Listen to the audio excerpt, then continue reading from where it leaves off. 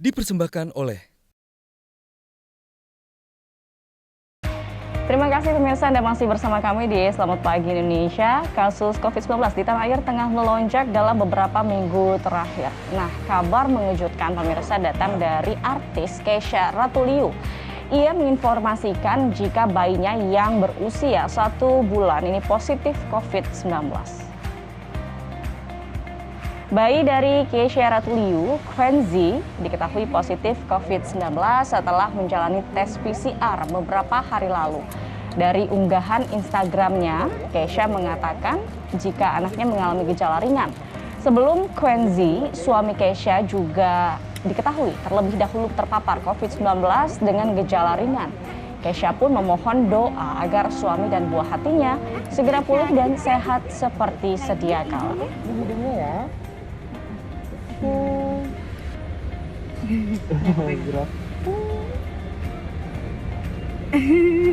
Masnya takut dong, nggak pinjam Satu lagi ya.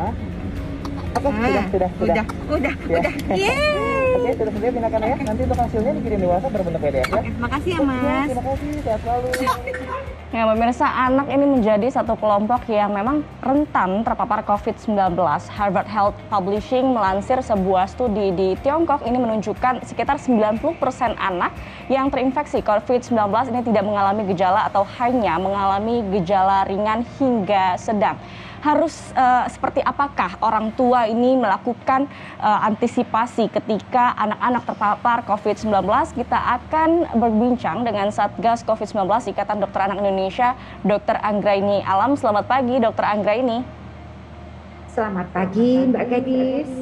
Baik dokter, seperti yang informasi sebelumnya disampaikan ada balita umur 1 bulan begitu terpapar COVID-19. Ini begitu sedih ya kami ya, empati kami masih bayi tapi sudah terpapar COVID-19. Harus seperti apa orang tua kemudian menangani anak yang terpapar COVID-19 khususnya balita atau bayi? Terima kasih Mbak Gadis. Untuk orang tua yang kebetulan anaknya ini terinfeksi, apalagi bayi, kita melakukan seperti biasa sehari-hari dalam merawat anak kita yang kecil itu. Dengan tentunya protokol kesehatan seperti tetap menggunakan masker, kemudian cuci tangan, dan upayakan ventilasi di rumah itu sebaik mungkin. Jadi di kamar kalau bisa memungkinkan buka jendelanya agar sirkulasi udara bagus, dan jangan berpikir COVID virusnya itu hanya ada di badan, tetapi juga ada di lingkungan kita karena dia bisa menempel di permukaan, kemudian di debu-debu, sehingga seluruh permukaan harus dibersihkan semuanya. Kemudian berikan ia cukup untuk nasinya, makanannya, kemudian buah sayurnya. Kita akan memberikan vitamin khusus untuk anak-anak yang sakit ini. Dan ini yang terpenting, apabila ada suatu yang berbeda pada bayi atau balita ibu, seperti misalnya kok jadi lebih pendiam, kok ada sesak napas, napasnya jadi lebih cepat, kok ada kelihatan dinding dadanya ada tarikan, kemudian misalnya ada kejang, ada diare yang hebat, atau anaknya malah lemes aja, segera bawa ke emergency rumah sakit. Baik. Dokter, artinya melihat kasus ini di mana balita akhirnya juga terpapar COVID-19, orang tua ini harus diingatkan kembali ya dokter ya untuk lebih kembali menjaga atau taat atau disiplin protokol kesehatan dan juga disiplin ketika pulang harus bersih-bersih. Tadi kata dokter kan juga memang virus ini menempel juga di lingkungan kita. Betul sekali. Jadi protokol kesehatan, saya selalu mengatakan masyarakat itu adalah garda terdepan dalam menerapkan protokol kesehatan. Hanya masyarakatlah yang bisa menahan agar COVID ini tidak menyebar lebih luas lagi. Dengan apa? Disiplin protokol kesehatan. Jadi orang tuanya kalau dari luar itu mandi dulu, tukar semuanya, jangan lupa cuci semuanya termasuk bersihkan barang kita, barulah kita ke bayi. Apabila orang tua atau pengasuh merasakan sedikit saja tidak enak badan, jangan pegang-pegang dulu bayi balitanya, jangan hampiri dulu, pisahkan dulu sampai memastikan, karena tidak bisa tidak. Untuk mengetahui ini COVID atau tidak, kita harus melakukan tes swab. Ya, untuk orang tuanya juga harus lebih aware ya terhadap kesehatannya. Kalau memang sudah tidak enak badan, begitu pisahkan diri, jangan sampai berbaur dengan anak, apalagi bayi, begitu ya dokter ya. Dokter, kalau misalnya yang terpapar COVID-19 sebelumnya, sebelum anak ini adalah ibunya, begitu, apalagi ibunya masih menyusui, seperti apa kemudian penanganannya, dokter? Apabila kita belum tahu bayi atau balita yang ini masih diberi ASI positif atau tidak, tetapi ibunya sudah tahu lebih dulu positif, masih diberi ASI, bisa diberikan ASI perah dari ibu. Tetapi kalau anaknya wah nggak mau ASI jadi perah, nggak mau via botol susu, silakan dengan menjaga tetap protokol kesehatan, harus cuci tangan, masker, bajunya juga baru, kemudian semuanya maksudnya bersih, semua kita habis mandi, maka berikanlah ASI. Dan lagi-lagi upayakan ventilasinya baik. Karena kita tahu dari berbagai penelitian, natural ventilation itu adalah yang paling baik dalam masa COVID ini. Baik, ventilasi di rumah ya, harus sirkulasi udara ini benar-benar diperhatikan agar anak juga mendapatkan udara yang segar, yang sehat, yang bersih, begitu ya dokter ya. Dokter, kalau misalnya sebaliknya anak yang positif, lalu penanganannya, isolasinya seperti apa? Karena kan tidak mungkin bisa sendirian begitu. Nah, betul sekali. Kalau ini apa boleh buat, yang namanya orang tua berkorban, orang tua pengasuh berkorban, ikut ke dalam. Tidak ada anak yang mampu bisa sendirian, apalagi kalau dia dirawat rumah sakit. Di rumah saja kemungkinan besar dia sulit. Sehingga orang tua yang lebih mengerti kondisi anak dan mampu untuk lebih disiplin prokesnya, orang tua lah yang jaga. Kalau anaknya sudah 2 tahun dan ke atas bisa menggunakan masker, maka anak yang positif itu kita upayakan untuk terus menggunakan masker apabila kita ada di tempat.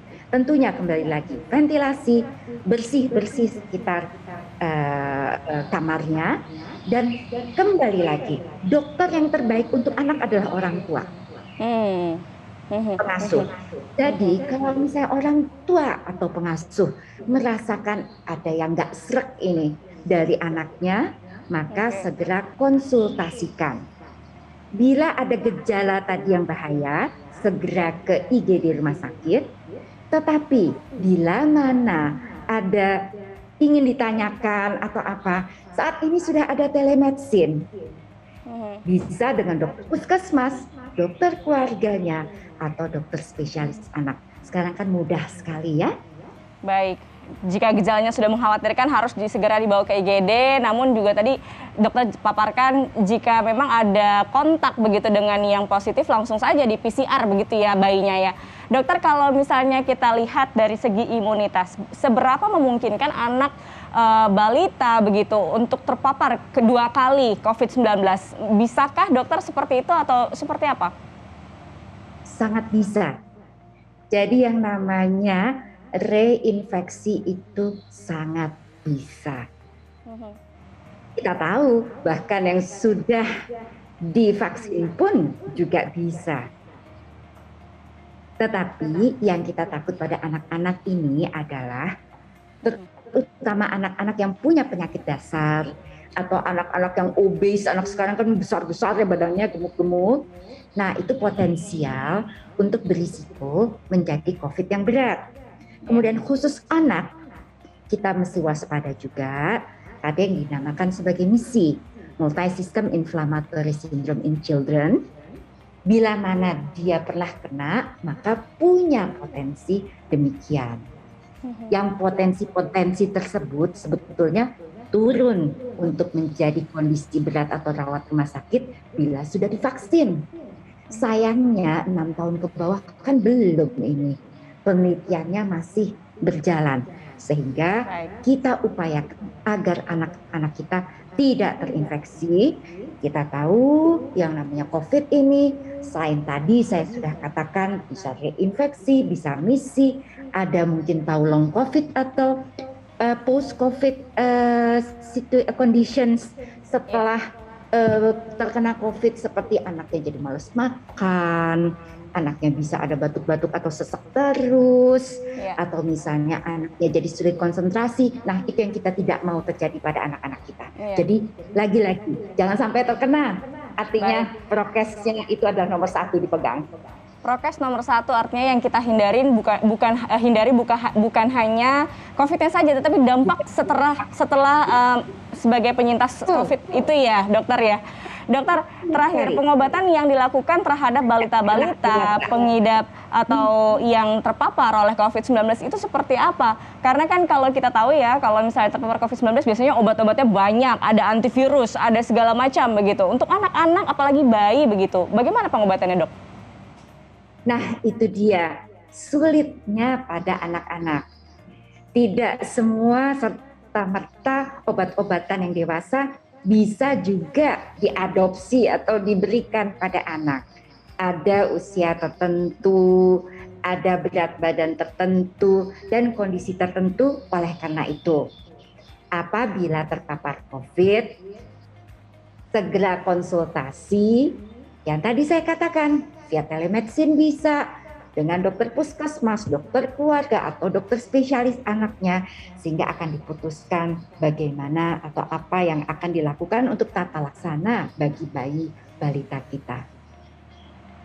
Baik.